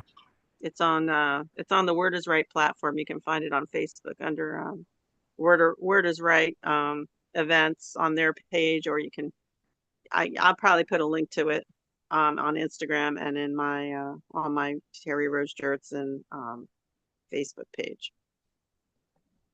Okay, cool. Thanks for that. Let's see. Luis had to go to start getting ready for work, but as always, thanks for tuning in, Luis. I know it's super early there for you in Germany. But right now we're gonna go ahead and bring up our next poet. We got Wall Poet joining us from Falls Church, Virginia. And yeah, man, it's always great to have you. When you're ready, go ahead and take it away. Hey, what's going on? So I got some Yo, poems. Can y'all hear me? Are yes. y'all able? Oh, okay, cool. Anyways, I got some poems for y'all. I just wanted to try out three poems that I'm gonna be doing. I'm gonna be actually be featured in a virtual open mic slash workshop, just plug called Slam Jam, and it's on Saturday, and I have to do like 5 poems. So I just wanted to do 3 that I think I'm interested in possibly doing. So I just want to do yeah. So give me a second. All right. Probably switch the vibe up a little bit. Hopefully I'm not changing it too much, but I did want to kind of get this in. All right. 1 second. All right. First one. Nothing comes from nothing. In Greek philosophy, nothing comes from nothing is the idea that existence cannot exist from absolute nothingness. There must be a starting point. Shout out to Parmenides. In some religions, it can mean the opposite, and there's the belief that a higher being is able to create a universe from a blank state. Shout out to creationism. And in 1970s soul music, nothing from nothing leaves nothing. You got to have something to be with me. Shout out to Billy Preston, which really makes me wonder, where do we come from? Or better yet, where do I come from? And I'm not simply referring to location or even biologically speaking by mentioning that I come from a sperm and egg, but if I had to really answer the question, then I guess I would say, I come from the unfulfilled dreams of parents in mountain air so thin it churns your breath until you become faint. I come from teachers and doctors disguised as busboys, waiters, and cooks in order to survive in a foreign land. I come from non existent shortcuts where anything worthwhile was earned from refusing to give up, even when you really wanted to. I come from conga drums blaring out of boom boxes half my height at 5 years old. I come from eating orange slices during the halftime of Civitan soccer games at age 10. I come from potatoes cultivated in the Andes Mountains and Wu Tang's 36 chambers living on my tape deck at 12 years of age. I come from my college education taking me over a decade to complete. I come from my first car being a Nissan Altima with dents and a missing hubcap to match. I come from applying to over 7 different schools before getting my first teacher job.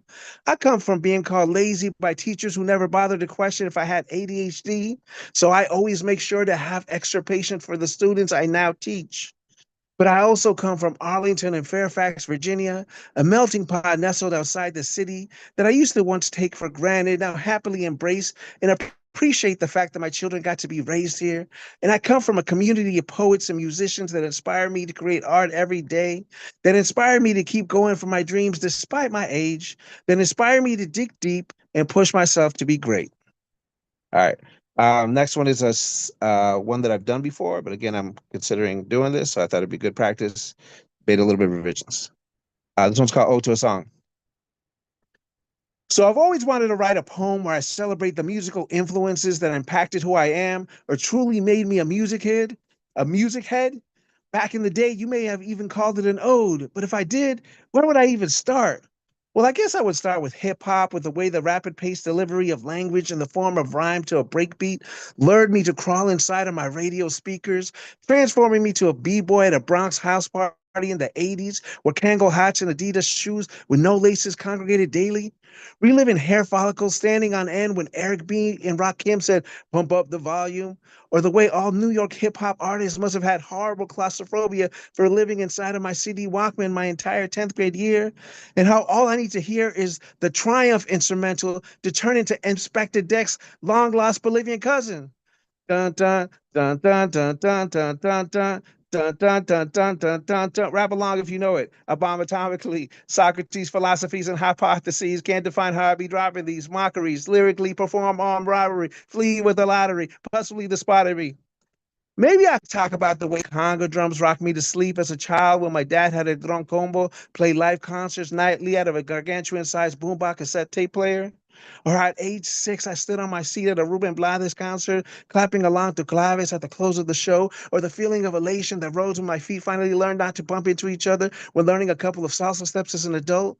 Maybe I could talk about the first Nirvana song I learned to play on the acoustic guitar in the 8th grade, the way my fingers bent like clothes hangers as I struggled to strum chords on steel strings while first learning to play Nirvana's About a Girl.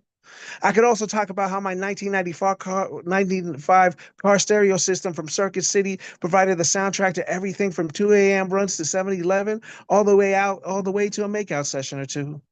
Perhaps I could elaborate how I listened to Smashing Pumpkins whenever my parents used to argue the way the volume exceeded maximum capacity as plates smashed into porcelain floors, and how I found music to be the greatest form of coping mechanism to face the world that never desired more from me aside of my undivided attention. I could go on about when I started taking writing seriously and everyone suggested I listen to less music and instead read the great poets. But I thought to myself, great poets? Well, then what the hell do you call Tupac, Bob Marley, Nina Simone, Prince, Lauryn Hill, and Nas? Or what about Zach de la Rocha, Juan Luis Guerra, Residente, and Mercedes Sosa? Maybe I would delve into how I age. I learned to appreciate country music and jazz, how Johnny Cash song lives in the pockets of my black shirts, or how when I need to relax, I visit Herbie Hancock on Cantaloupe Island. To truly make this an authentic ode poem, though, I suppose I'd have to use iambic pentameter or write in a quatrain where each line and rhyme meets perfectly like a line segment in order to form four perfect stanzas, or I would need to speak to the subject of the ode directly. I mean, I could do that, but then where would I even start? And then I got one more. So stay with me. And this one, pretty fun one. I wrote a couple weeks ago, fairly recent. All right, it's called "I Wish to Fly." Fly, fly. I wish to fly. No, I wish to dream. I wish to soar above all the mental and physical limitations put into place by authority that are meant to keep us down. Fly. I wish to fly. No, I wish to be fly. A visual representation of sophistication, a manifestation of a feeling that I'm on the cutting edge style wise, having less to do with expensive clothes and more to do with blending colors faultlessly like a skilled painter does on canvas. Fly. I wish to fly, but not necessarily with wings, though if I must, then let it be long and pointed like a peregrine falcon and move at speeds higher than 200 miles per hour while I swoop down for salmon, swiping it from the claws of my opposition, also known as my ops. Fly, I wish to fly, but not like blood-sucking insects circling around garbage and feces derived from maggots that often feed on the deceased. Instead, let me fly like a mythological creature like the griffin, except I have no intention of guarding anyone's gold. Instead, I spend my free time battling manticores. Fly, I wish to fly, but not like a legendary superhero with a bright red cape who was born on a distant planet. Instead, I prefer to wear a long black coat like Neo from the Matrix and sport dark sunglasses, flying over endless concepts that enslave our mind and practicing Kung Fu is my primary form of calisthenics.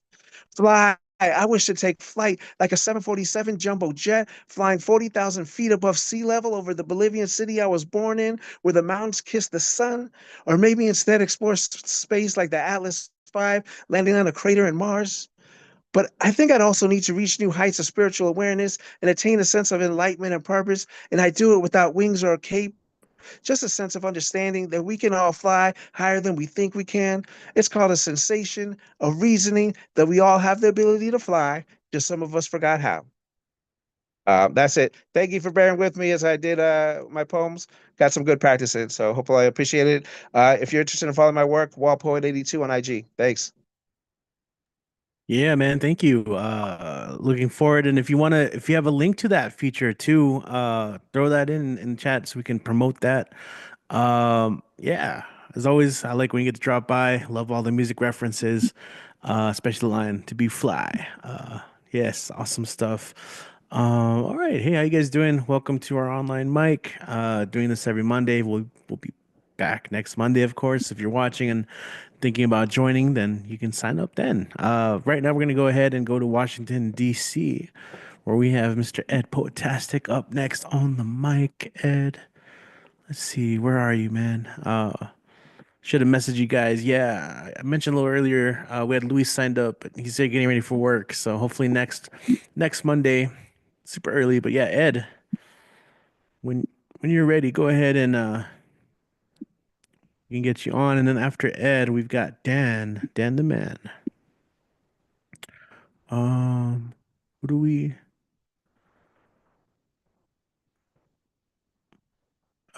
Ed, hello. I Oh, sorry totally. about that. I was sorry about that. Yeah, it's all good, man. It's all good. Um, Ed, how you doing today? I'm doing good, good, good, good, good. Thank you for having me. Sorry about that. I was too preoccupied with my No, phone. no worries, no worries. All right, take it away when you're ready. Think of my bro like no other words like thunder. Hey, my name is Ed Potasso, little feeling fantastic. Please, in time you can join my rhyme. Follow sublime. I got one short poem and three long poems, so I won't take too much time. My first poem is called I Use My Power. No, I Can Use My Power.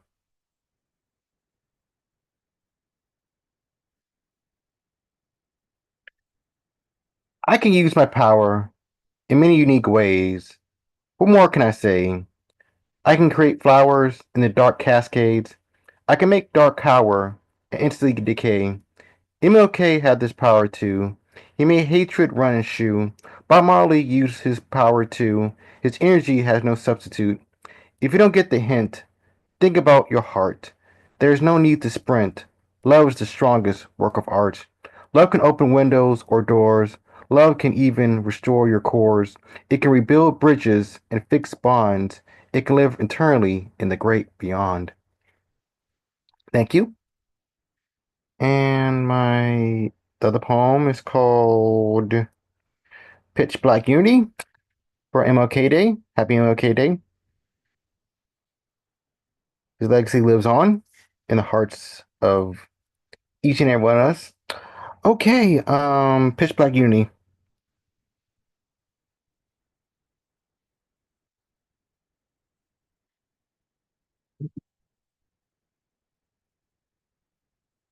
A mighty wise man once said he had a dream.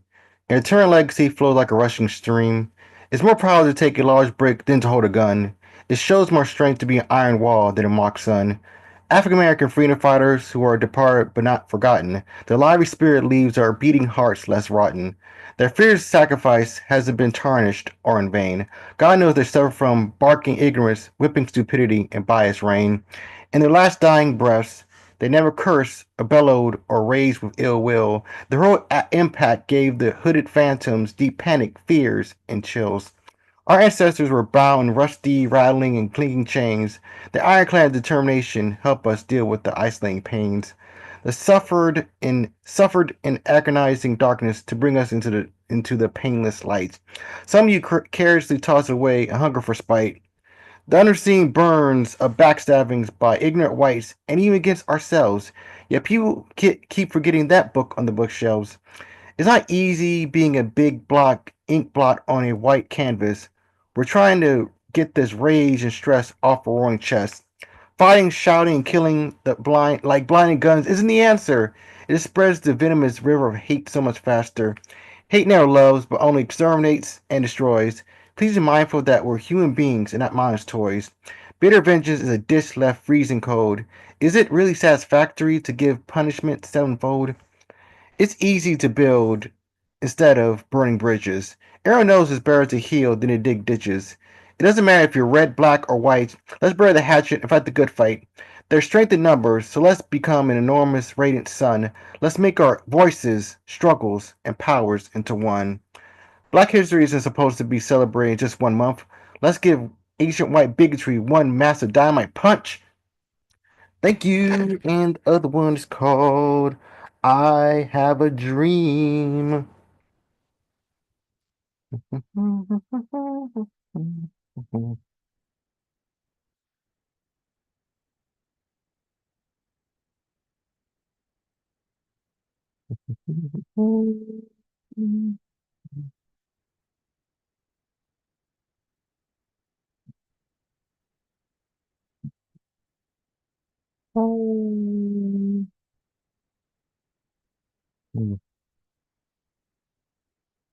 Sorry about that.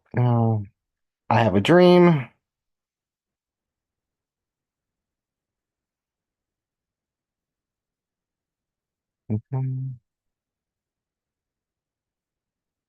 Here it is. Sorry about that. I have a dream. I have a dream we can love each other. I have a dream we respect each other. I have a dream we can understand each other. I have a dream we can support each other. I have a dream we can educate with each other. I have a dream we can cherish each other. I have a dream we can guide each other. I have a dream we can inspire each other. I have a dream we can hold each other. I have a dream we can empower each other. I have a dream we can shelter each other. I have a dream we could feed each other. I have a dream we can protect each other. I have a dream we can strengthen each other. I have a dream we could heal each other. I have a dream we can nurture each other. I have a dream we can rave with each other. I have a dream we can lift up each other. I have a dream we can celebrate each other. I have a dream we can prosper with each other. I have a dream we can free each other. I have a dream we can live in harmony with each other. I have a dream. I have a dream. I have a dream. Thank you.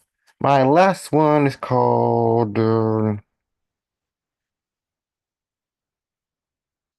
Gray Eyes.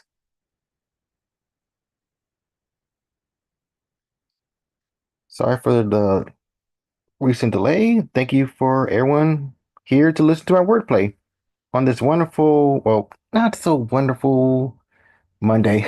What more can I say? But anyway, Gray Eyes. Love your color. Please don't hate. Love it as your sister, mothers, or brothers. Stop this minds debate. We need one another. Some minds need an update before the endless slaughter. Under our skin, we can relate. Accept us just like clear water. It's like the browns you ate. Please don't turn into a monster that will demolish this state. The American way, you imposter. This way wasn't so great. Please no more poor corpses on altars. Only you can blind your fate. Don't be front news for the reporters. Ignorance is a state of mind, not a trait. Start with these pointless inner borders. All the ignorance and hate, you'll stay overweight. Please don't be someone murderer, but a supporter. Love, acceptance, and more peaceful life awaits. Thank you. Sorry. Thank you.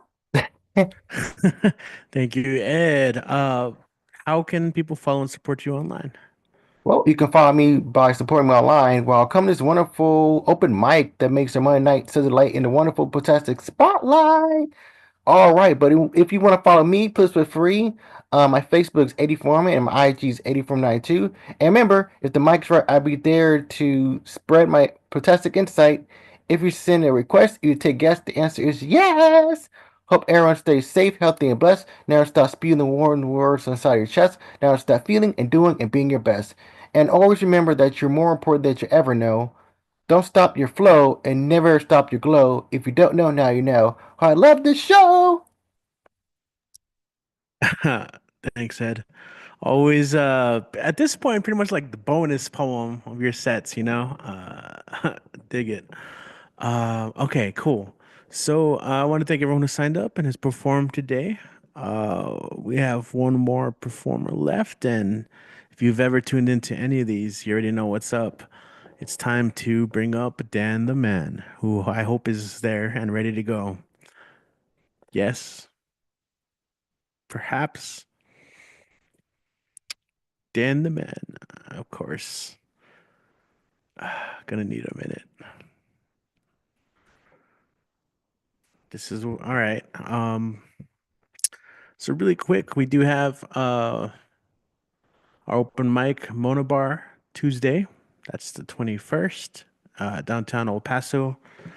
Here, I'll read a poem while Dan gets ready, even though I messaged him to be ready.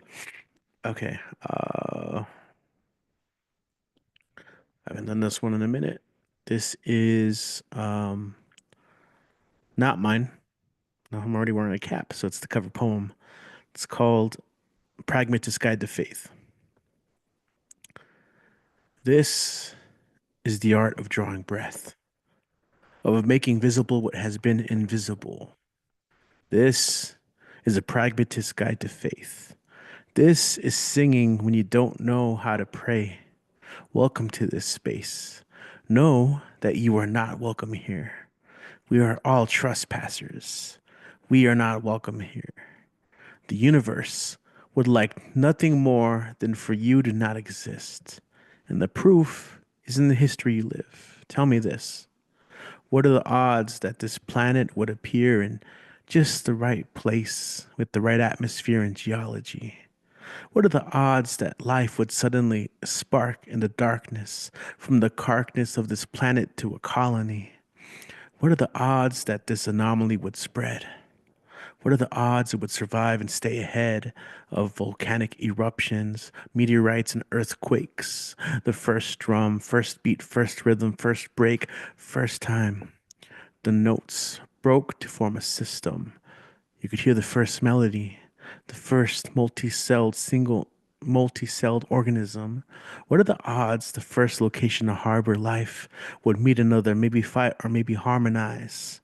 But either way, it would evolve.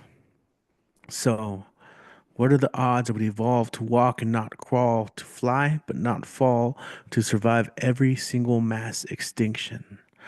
What are the odds of your existence? How many generations did it take to make you? How many plagues, wars, and massacres conspired to uproot your family tree and salt the earth around it? How many ancestors carried your fire? How many farmers made it through the famine? How many runaway slaves got away? How many soldiers conscripted, deserted? How many times did that chain almost break? How did your great grandparents meet? What was the song playing when you were conceived? Is it inconceivable that happenstance inherent in this life you have inherited? Some see the elegant complexity of bodies or the natural beauty of the planet and they say it's godly. There's gotta be divine intelligence behind it all because the odds that you would make it on your own are so small. But me, I see millennia trying to murder you. I see a thousand generations of pain and fear. I see struggle inscribed into your skeleton, and I see you still here. Ancestor armor, star-crossed survivor, an unwelcome guest in a hostile environment. Defiance is your birthright. Fire from the first time you drew breath, a smile on your face. Welcome to this space. Know that you are not welcome here. We are all trespassers. We are not welcome here. So if our drawing breath is blasphemy, sin, or treason, let's keep drawing breath until there's nothing left to breathe in. We are the codes that our ancestors still speak in. Yeah. Okay. Sweet. Dan, I see you there. What's up? You staying warm? let's get you on the mic. As always, our closer, here he is, Dan the Man. Take it away, man. All right, how's everybody doing tonight? All right. Yeah, as it seems, according to Lily Kershaw, and I Have a Dream, according to Martin Luther King Jr. Yeah. Well, well, we didn't know it was going to be some sort of a downstream, but this this self-esteem is gonna go downstream. Well, and it won't be an extreme, but it's gonna be a mainstream. But no chance to redeem. But an unexpected arrival of the regime. Well, it's not gonna be a supreme, but we're just full ahead of steam. Well, not to the beam. So, and so here's to the dream. But the only thing we can prevail is justice. Well, we could say it was always at ease, but even though we can't lay same for the peace.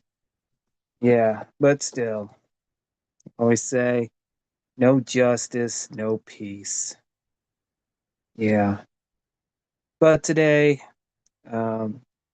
besides the inauguration, which I don't feel like talking about that, whirlwind or some. The only thing I want to talk about, what's the fact?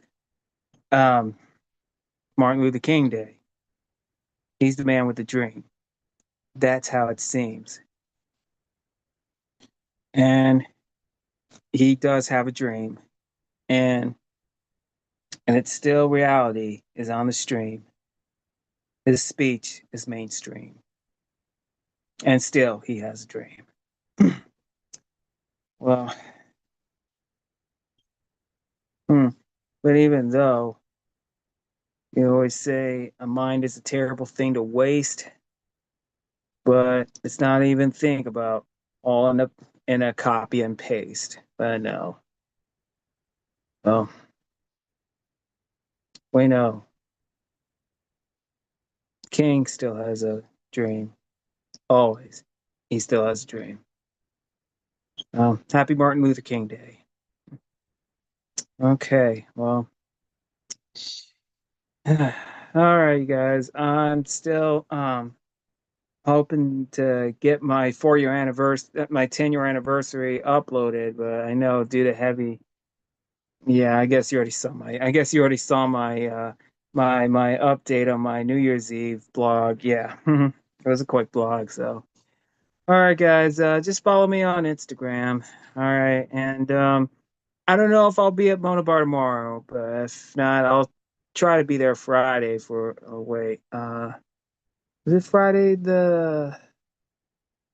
Yeah. Oh, thank you. Okay. Is Fridays the Craft Rhythm Brewers? I think. No. Okay, I'm gonna double check. Okay, well, again, just follow me. Uh, Man, this cold as night, and nothing comes to light, but what begins is with a fight today. Okay, what can we say? Okay, Richie, let's go ahead and call it a night. Thank you.